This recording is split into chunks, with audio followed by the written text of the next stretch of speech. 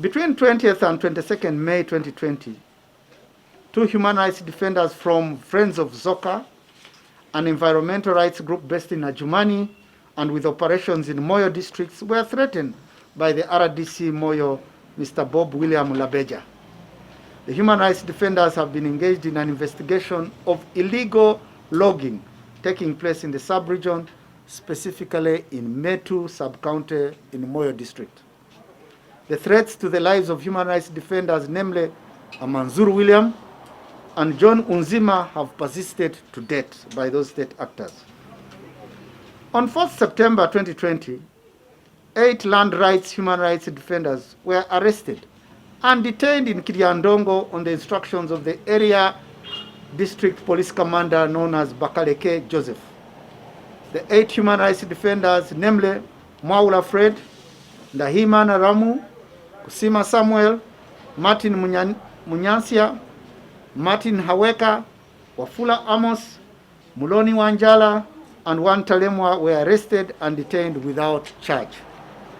This follows the rounding up and arrest of 7 lawyers who were investigating the circumstances surrounding the forceful eviction of over 35,000 people being disposed of their land by 3 multinationals, namely Agilis Partners, Great Season, and Kiriandongo Sugar Limited on 30th June 2020 by the anti-riot police. Targeted attacks continue unabated. In one of the most recent incidents, unknown assailants broke into the home of the renowned human rights lawyer and advocate, Mr. Nicholas Opio, on the night of 8 September 2020, and they targeted his communication gadgets such as a phone and a laptop. The usual intimidation and the unlawful arrests and detention have not stopped, and instead it's on the increase as the women human rights defenders do their work.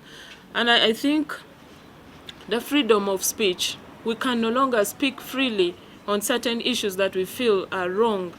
The violence we have observed or witnessed is violence coming from the major party, ruling party, that has resources, that has all the instruments of coercion, that it can deploy the police, it can deploy the army at its own whim.